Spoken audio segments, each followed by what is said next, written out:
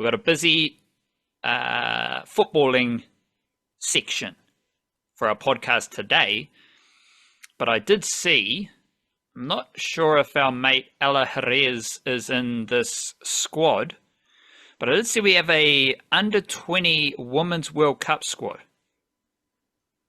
And I don't see Ela Jerez in that squad. So I'm not sure if you've seen this under-20s Women's World Cup squad, if you want to break that down, and that will take us into some Ela Jerez thoughts, because we got a clip of her dribbling. The dribble led to nothing, but the dribbling was exquisite for Ela Jerez, who is currently playing with the Wellington Phoenix women's second team, I believe, academy team. Yeah, with the reserves. That was one of those that's one of those mindfulness dribbles where the journey is the reward, not the destination, you know. And in that clip she waxes past two defenders in particular. Those aren't just any two defenders either. That is an undefeated Auckland United team who still went on and won that game. That was Kate Shepherd Cup semi-final. And the two defenders she went past were Chloe Knott and Saskia Vosper. So two players who have played for the Wellington Phoenix, I think it combined 60 plus times in the A-League. So definitely not chumps. And yeah, Jerez, I don't think she was ever really in contention to make the under-20 squad because she's only 16 years old. She could have, though, because you remember Millie Clegg went to the under-17 World Cup and the under-20 World Cup in the same year last cycle. Jerez might have been in contention to do that, but the under-20s do have a lot of pretty good wingers who are ahead of her, older, who are more developed in their careers. So I don't think that was ever really too likely, but we will see her surely at the under-17 World Cup, along with quite a few of those other Wellington Phoenix teammates, no doubt. Later in the year there is also an under-17 World Cup. The under-20 World Cup. The under-20s played two games against Australia. I think they drew them both about a month or two ago. And this is basically the same squad as that. So we sort of knew what to expect. It's a lot of continuation from the previous under-17 cycle. And yeah, that squad that played against Australia, everyone who was in this squad was in that squad. That was a larger squad because they were trying out a few more options. So there's a few players who didn't make the cut from that team, but everyone who's in this one was in that one, with one exception. And I wonder if this is why it took so long for them to announce it, because their first game is on September 2. So it's less than 14 days away, less than 2 weeks away from the start of that tournament. You got to get there and acclimatize and all that good stuff. Reminded me a little bit, maybe this is just fatigue from the Olympics, about how the Olympic squads got delayed because the men's in particular, because they were trying to figure out who they could actually pick, who they'd be allowed to have, who's going to be released. Wonder if there might have been some back and forth with Millie Clegg and Racing Louisville, but if there was, it was solved because Millie Clegg has been included in the squad. She will be going to her second under-20 World Cup. She scored at the last one, and she's presumably a better player now. That's pretty exciting. That's effectively the best player in the team has been made available. But you got quite a few strong players in this to keep a good eye out for. Let's see if I can find the old squad here. Helena Errington, I noticed, is listed as unattached, which is very interesting because she's been playing NPL in, I think, Victoria, so the Aussie sort of state level. I wonder if that might precede a transfer. I don't know. But like Lara Kolpe is playing in Switzerland now, apparently. I'll have to check in and see if there's any minutes or if that season has actually begun. Chiara Berselli at Sampdoria in Italy. She spent last year out on loans in the second tier, so we'll see if she gets some Serie A minutes this year. Who else is well known in that group? There's a few Phoenix players: Amy Daniele, Benai Elliott, Zoe McMeekin will all be players that are well known. Ella McMillan made a debut last year. Ruby Nathan still listed here with Canberra. Olivia Page with Sheffield United. Emma Peinenberg, of course, has had a massive breakout season with Feyenoord last year, re-signed with them. Daisy Brazendale has played A-League for the Phoenix as well. It's a good looking squad. Suya Hering over in Germany with Turbine Potsdam, which she is a teammate of Maya Hahn. That's yeah, like a lot of continuation, a lot of expected names, but that's good. That means there's a good solid squad that's been building towards this World Cup, and we'll see how they go. I don't know if it says here who they actually play against. I didn't check that. The draw is are not always kind at these things, but then also at the same time, sometimes you get drawn against these countries you think are really good, and they're just not as good at youth level than they might seem. Colombia is where it's being hosted, and the Ferns are playing Japan, Austria, and Ghana. So I would suggest that Japan will be quite a scary prospect, but I think Austria and Ghana might well be games there they can get some points, and perhaps they might even have an opportunity to get out of the group here. We'll see how that goes. Behind you is the NAC Breda crowd, before which Matthew Garbett scored a lovely goal, and then big up the crowd, the big time Matt Garbett, and that was against Ajax, who are a big, or they're one of the biggest clubs in Netherlands historically, maybe. So you've in our news that he said that was an upset win for Breda, and Garbett scored. Did he score the only goal, or were there more goals? He scored the first one, then Ajax equalized very quickly, and then after Garbett had been subbed off, one of their defenders pops up and wins a header off I don't think it was a corner, I think it was a free kick whipped into the back post, but similar, setup. Injury time winner, sweet as, 2-1 over Ajax that have taken the draw for sure because they were terrible in their first game. They got thrashed, and this is after, of course, being promoted back up to the top flight in the Netherlands. So yeah, big upset win, bit unexpected win, but massive occasion. They had a sellout crowd of about not quite Warriors numbers, but I think it was 19 or 20,000, something like that. There to see the team back in the top flight. Yeah, All Blacks numbers. Well, there were no closed off sections of the stadium, so it was all filled out. And yeah, the crowd were loving it. They got a massive rebounding performance from the team that included Matt Garbett as one of the couple of changes from the first game. He was one of the guys pushed into the starting lineup, and I don't think he had an amazing game outside of the. I've only really seen the highlights of this one. It doesn't seem like he had an amazing game outside of the goal, but he scored the goal. He scored the first goal. He scored the goal that gave his team belief that they could beat Ajax, and they went on to do that.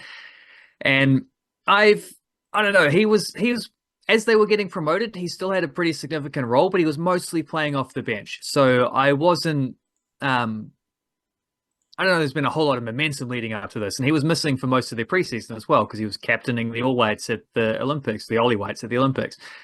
But I always kind of have a sneaky suspicion, and we're only 1 to 2 games into the season, so it's long from this being vindicated so far. Just because he scored 1 goal doesn't mean we're there yet, but I don't know. I have a suspicion that Matt Garbett is the type of player that rises to the occasion. And I think playing in the Eredivisie, where it's going to be faster and more physical and more dynamic, I actually think that's maybe even suits him better than playing in the second tier. So I think he's a player who will, I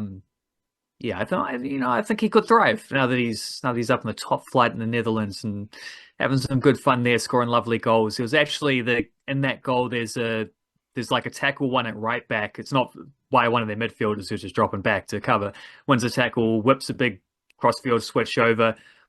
That was actually Max Ballard, who played for Aussie fella who played for Central Coast Mariners for the last couple of years. So he's now a teammate of Matthew Garbett. So there's a little Australasian Anzac connection there as well, which is, I don't know, might be interesting to the listener to see that. Yeah, good old Matt Garbett. One of a number of players who had a big weekend. It was an insane weekend of flying Kiwis. I've got maybe more entries in the article this week than possibly ever before, which has been rather hectic to transcribe all this stuff. But Chris Wood scored.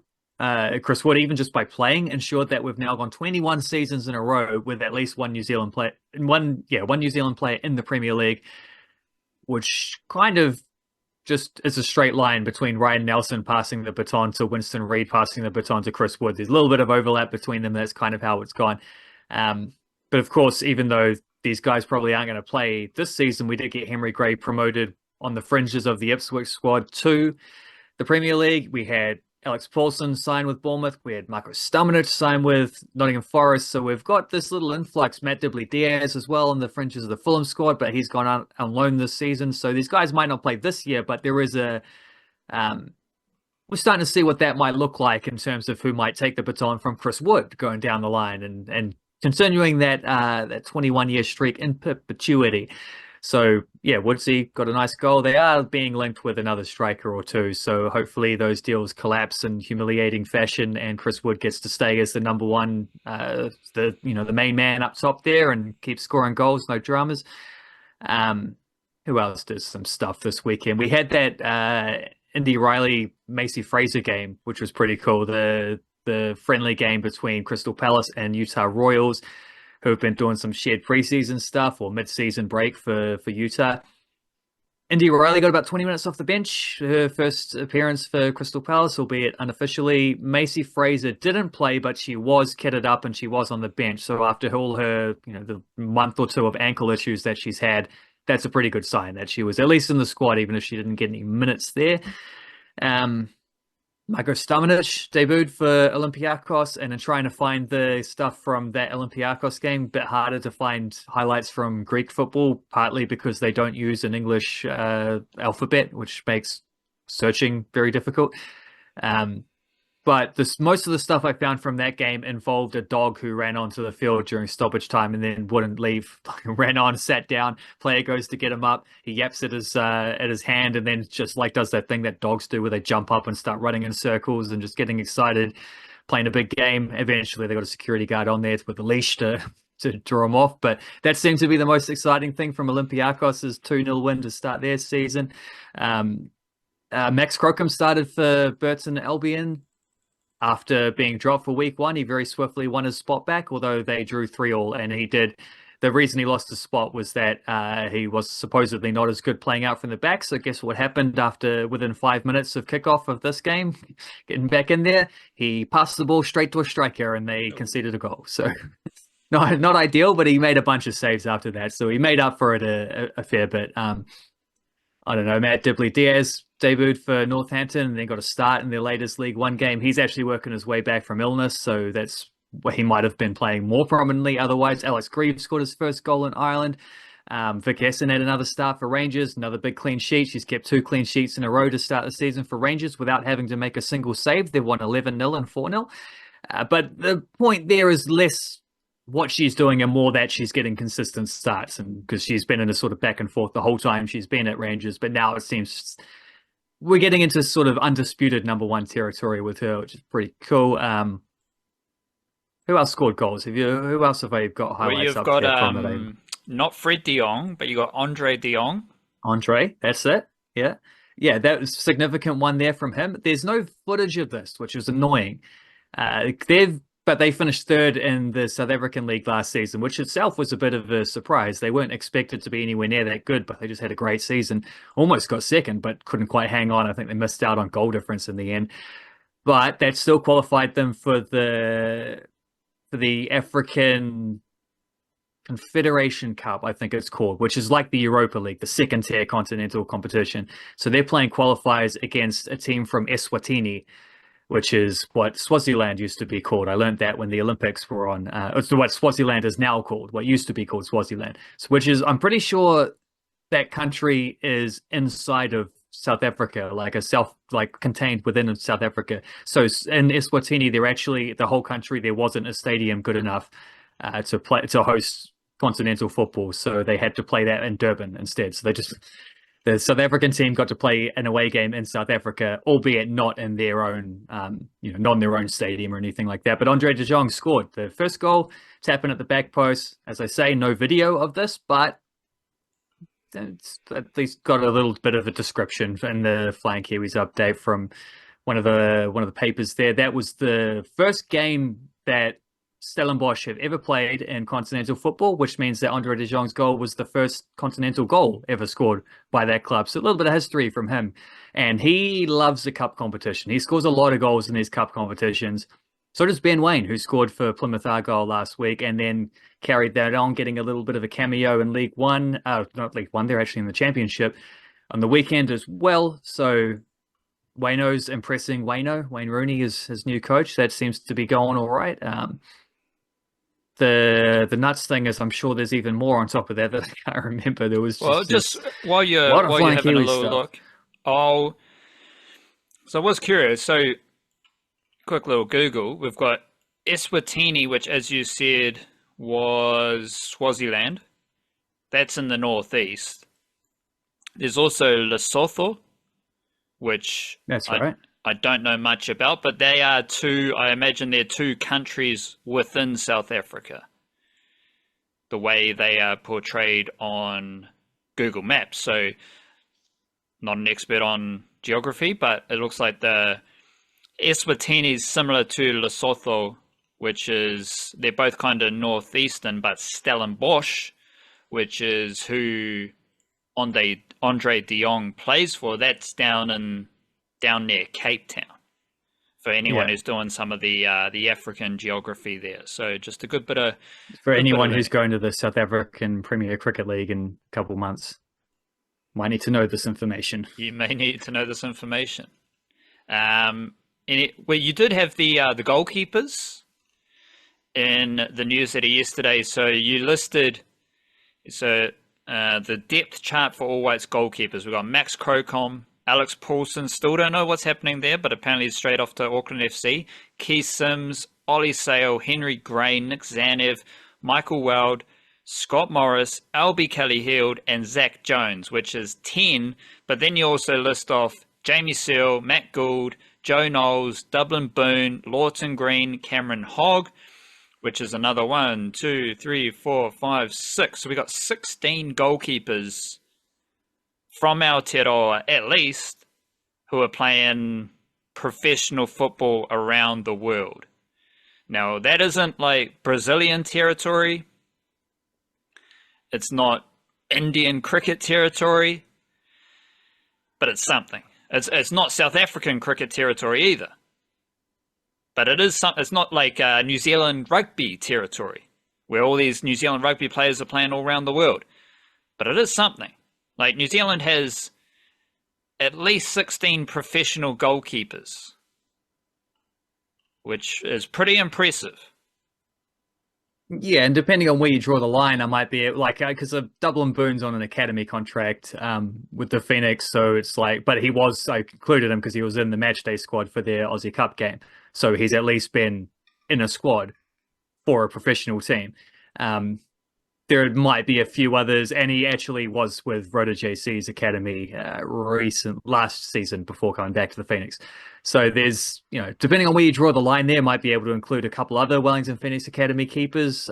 But I mean, and some of those guys are not getting close to all white selection. Obviously, you only have 3 goalies in a squad anyway. So if you're outside the top 10, you're probably nowhere close. Although Jamie Searle has been capped. I mean, I didn't include Stefan Marinovic in there because he seems to kind of just be a part-time player these days. He's a little more focused on his, I think he has like a corporate career or something over in Germany, which is fair enough. He's at that stage of his career anyway. So, yeah, like that's an insane goalkeeping depth. And I'm trying to figure out an angle to write about this but I might get that done later this week. I might need to leave it a couple of weeks just to get a bit more clarity about some of these guys. Like someone like Henry Gray, for example, might go out on loan. So I might want to wait and see what it looks like at the end of the transfer window before doing that. But there is a lot of goalkeeping depth there. And that's just the All Whites. Like the football ferns don't have nearly as much, but they've got more than they've ever had before. I mean, even just having Vic Hessen and Elite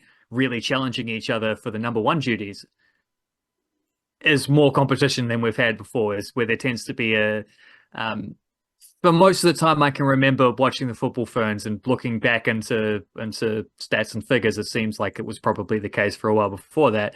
There usually seems to be a pretty established number 1. I think we got to the point where an Elite has overtaken Vic Hessen, having started all 3 games at the Olympics, but Vic Hessen is still driving a hard bargain there because she, as I mentioned, her having been, being in great form with Rangers, and that alone is pretty impressive. And then you've got like Bree Edwards, who's maybe going to be the starting goalkeeper for Sydney FC this season, defending champs in the A-League. Murphy Sheaf got into the Olympic squad as a travelling reserve ahead of Bree Edwards more recently. She's currently still at college in the United States. So A lot of depth here. Amy Daniele in the under 20 and the New Zealand under 20 squad with the Wellington Phoenix. She's played in the A League. Like Georgia Candy was with the A with Melbourne Victory as an injury replacement player last year. She's played for the Phoenix in the A League. This is it's easy to like goalkeeping's a weird position because it's so singular. So it is a bit easier to signal them to single the goalies out, but it also still seems like they deserve to be singled out because there's a sudden explosion of well, it's not a sudden explosion. I'd say it's been building for quite a few years. There were two others looking through the things that I mean, I forgot my headliner for starters. Ben Old debuted in France, so he's and from the start against Monaco, he got 60, 70 odd minutes against Monaco, who finished second in Ligue 1 last season. So that's some tough footy that he's just walked straight into as a first 11 player for Saint Etienne. And then the other one was, I don't know if you saw the Dalton Wilkins clip that where this is top division in Denmark as well. This is legit levels. This is same competition as Marko Stamenic won with Copenhagen a couple of years ago. Same competition that Callum McCallott's currently playing in, although McCallott's been out injured for the start of the season. Dalton Wilkins, who's trying to stop a dude taking a quick throw, and he gets in the way, so the guy pushes him into the little advertising Toblerone thingamajigs. So he slides the Toblerone across and trips the guy up, and so as he tries to rush to take the quick throw, which I still am laughing at, having seen that video probably 20 times at this point, for having made the video, clipped the video anyway, posted the video on a couple different things. I've seen it several times. I've checked the notifications to see how well that seems to be tracking. I've looked at it probably 20 times, and I'm still laughing every time I watch it. It actually reminds me of like a Jackie Chan movie or something, like it's Jackie Chan fighting off some random assailant, and then he's just got to use whatever tool he can find within reach and do something creative with it. Like Dalton Wilkins just sliding the Toblerone between the dude's feet and tripping him up that way. I thought that was kind of hilarious just in general, but also kind of clever as well. Like thinking on your feet, but a number 8 wire mentality, yeah? I don't know if it's intentional, because he kind of just like, he knocks it over, then he just picks it up and willy-nilly slides it. And I think it's more coincidental that everything is just like perfect. Like he just happens to slide it right as the dude's stepping over it. I think it's on purpose, but I think there is definitely a coincidental element that it worked. I think that could easily have just been like a petulant, just he's throwing it towards him, but he's not actually expecting him to trip up over it. And then also I think the other angle is I suspect the throw-in guy let himself be tripped up. You know what I mean? Like I think he realized the throw-in wasn't happening, and he sort of so he's taken a tumble so that Wilkins gets in trouble as well. I think that's part of the factor too. But he didn't get in trouble. He just got a talking off and hold that thought. It is football, so the players are very willing to be tripped up and fall over. Very aware of these things, yeah. Yeah, like it doesn't take much to knock a football player over. But as you said, very stern talking to without any like card. Like, what's the point of that chat if you're not going to do anything about it? Like, it's just, I think it's one of those. It was like 2 minutes into the game, the refs just like. Sometimes they sit on their cards until 20 odd minutes, and they don't want to book someone too early just because it sends the wrong impression. But it might have been one of those. I also don't know it's really worth a yellow card. Like what do you do anything? Well, you got a yellow card for tidying up the field. Like what? Well, I guess you would say it's time wasting, and if time wasting, like if you kick the ball away when someone's trying to take a quick free kick, you get yellow carded for that because they don't want people to do that. So, or just standing in front of the guy obstructing him kind of thing. Often that will be a yellow card. They're soft yellow cards, but that is one of those things. So it could have been like he would have been justified in saying that, but I think maybe it was just such a weird situation. He's like, well, but like he's tidying just don't up do the it field. Again. He's tidying up the field. He's not kicking the ball away. He's returning the item to its initial. Was this a home game or was this away? I think it was away. So they're playing again. It was Sondeski against Randers, so they were away. Yeah. So those little cushion things, triangular boundary rope type of thing, that's only on the home crowd's home dugout area because they're the sponsor kind of situation. So he's the away team, and he's taken the home team, his opposition's padding, and used it against them. First of all, he's tidying it up, so he's a good lad. Like, he's just been a tidy Kiwi. Tidy Kiwi, yep. But he's also using it. He's using the home team's furniture to antagonize them, which is great. Like I say, genius, but thinking on, well, say thinking on his feet. I guess he didn't fall over, so it's just still thinking on his feet, on a literal sense. But yeah, good. The other thing with Dalton Wilkins, let me get this stat because we're having a good laugh about his little instance, but that's the wrong document. He's made 2 starts this season for Sondeski out of 5 games. So he plays wing back, so he's sort of in and out. They rotate that position a fair bit. In the 2 games that he's started, he's played off the bench once as well. So he's made 2 starts. They have 1-1, which was this game. They won this game against Randers, and they drew the other one, including even the game where he played off the bench. So with Dalton Wilkins on the pitch this season, the Danish Superliga, top division in Denmark, Sondeski, 157 minutes with him. They've scored 3 goals, 2 conceded, plus 1 goal difference.